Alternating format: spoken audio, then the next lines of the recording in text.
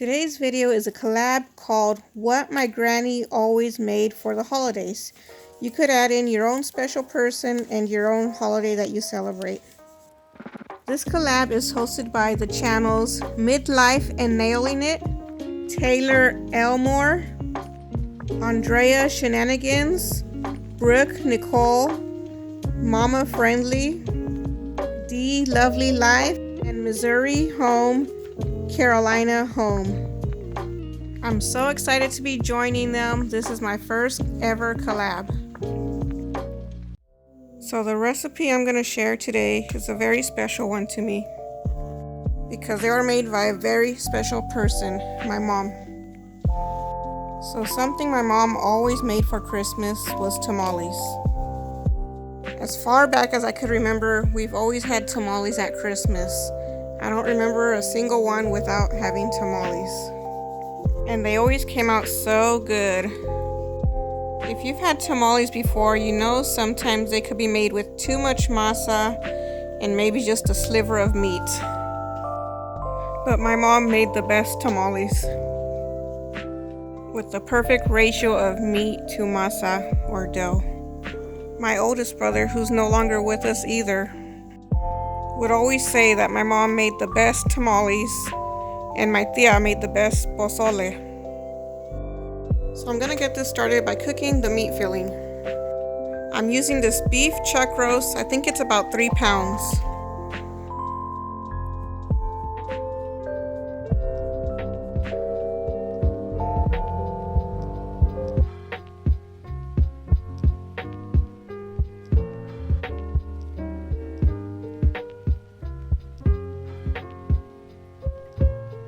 Now that I've got the meat all cut up, I'm going to place it in a pot with the 1 onion I cut in quarters at the beginning of the video and about 1.5 heads of peeled garlic. Then I'm going to fill up the pot with water. It took a little more than 2 liters of water to fill the pot.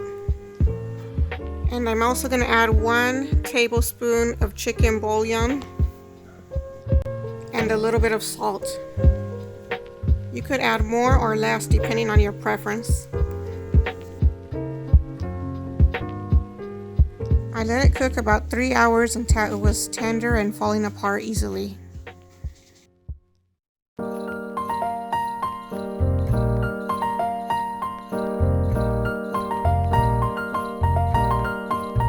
Now we're going to prepare it by taking it out of the pot to shred it.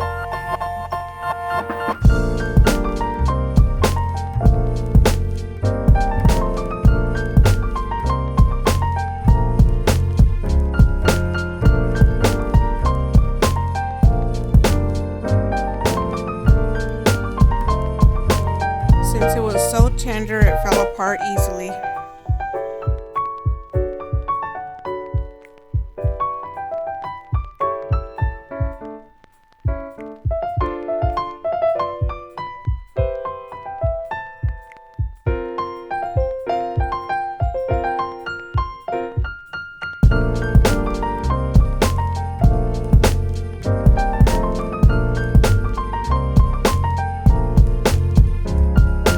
I'm going to strain the broth.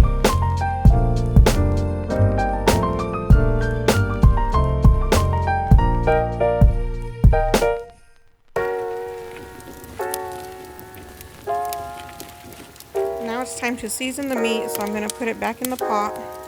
I know there's lots of ways to do this, like making your own chili sauce. But I think because it was always a pantry staple, my mom would use chili powder.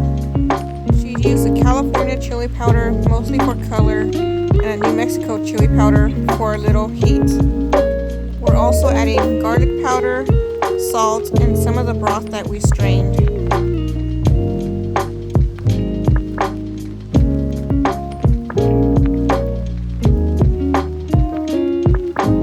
So my mom, like a lot of moms, never measured the ingredients. So I'm going to try and give you as close of measurements as I come up with. But it all varies depending on how spicy or salty you like your food. So I'm adding everything little by little until how I see that it looks right, and also giving it a little taste.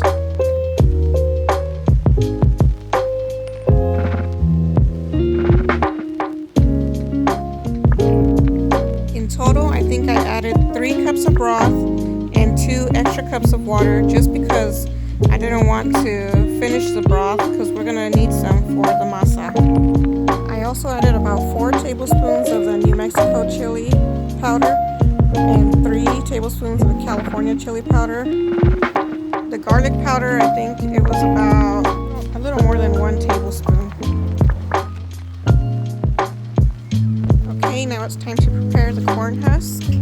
For the amount of meat I had, I only had to use half a bag of all husks. I'm just separating them to get rid of whatever stringy hairs that they have. Sometimes they have a lot of it.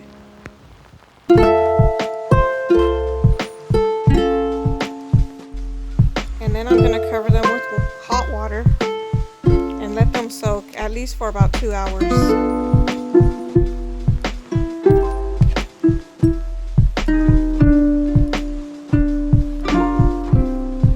Next, I bought this 5-pound bag of masa para tamales or dough mix.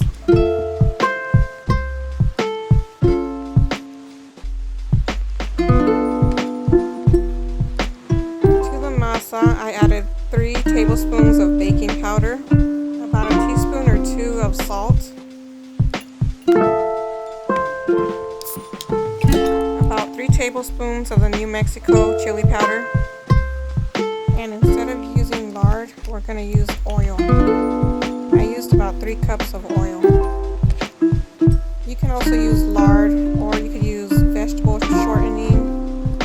But for how many tamales I plan on eating, I thought it'd be best to use oil. Now we start kneading the dough to get a feel for how much oil and meat broth that we're going to need to add in. To get the consistency I wanted, I used up the rest of the meat broth that I had left over. Now we're just going to knead and knead and knead until what it feels like forever. Or you could use a stand mixer or hand mixer, whatever you have.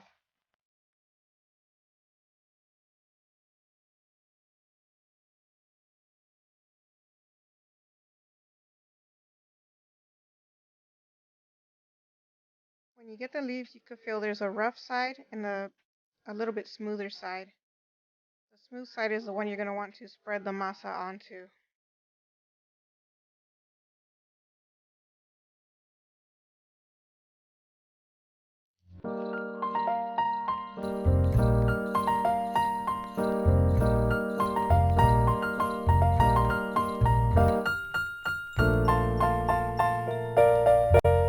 This is the part where you gather around the table and usually get all the family together to help spread the masa all over the leaves.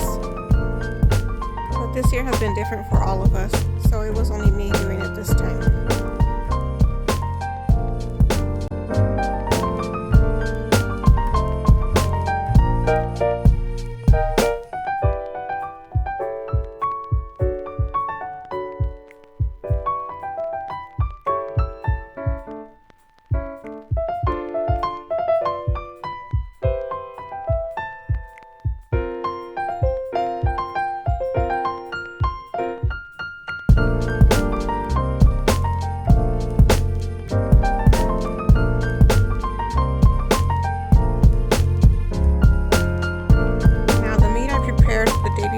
So it wouldn't be so much work all in one day.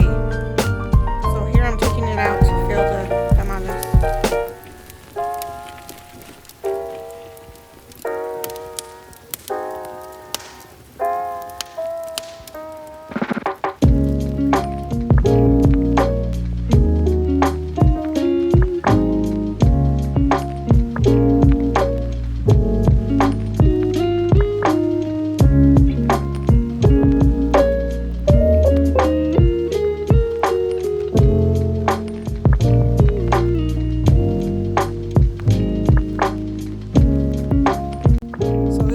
I was able to make with half a bag of hojas, a little bit more than half the masa, and it took up the whole meat that I made. It made about 33 tamales.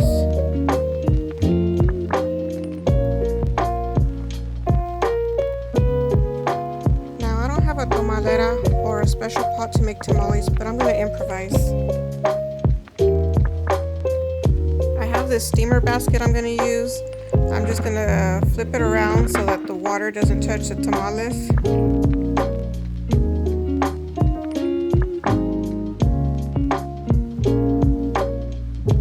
I just filled it about 3/4 of the way to the top of the basket. Not over it because we don't want the tamales to be touching the water. Then I'm going to place this cup in the middle to hold up the tamales. And also I'm going to place foil around the edges so that the tamales have a place to stand also, so they won't be in the water.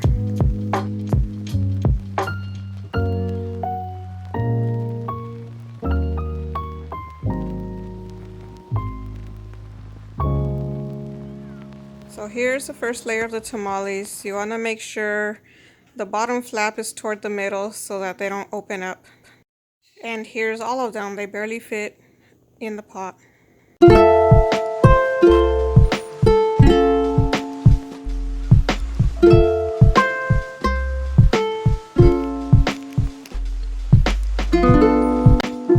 Now we're going to top those off with the extra corn husks that we had soaked.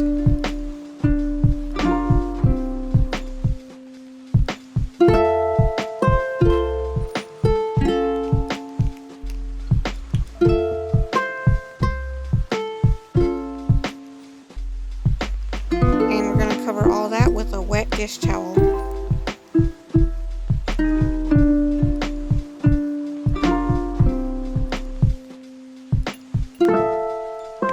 now they're ready to cook. How long they take will depend on the consistency of the masa and if they're packed in a bunch like my pot is here. So this is me checking it after 2 hours of cooking time.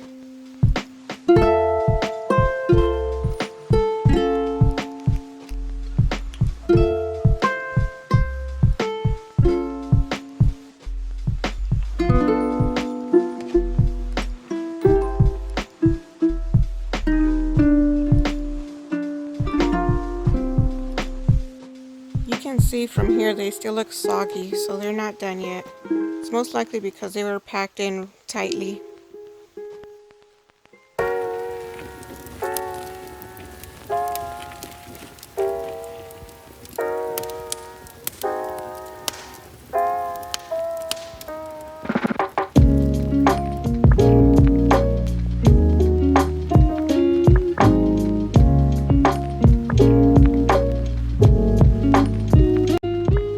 So I'm going to cover them back up and cook them for another 2 hours.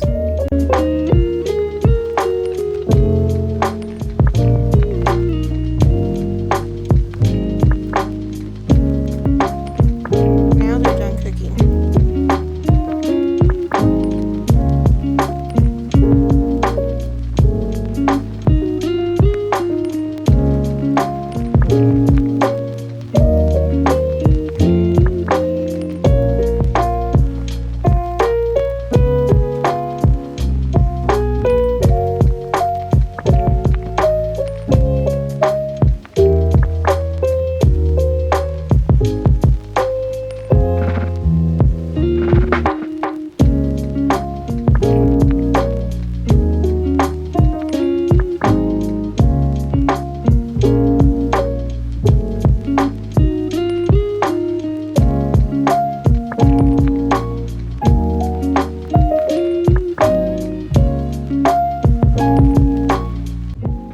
So good. The masa was nice and soft and it had lots of meat filling.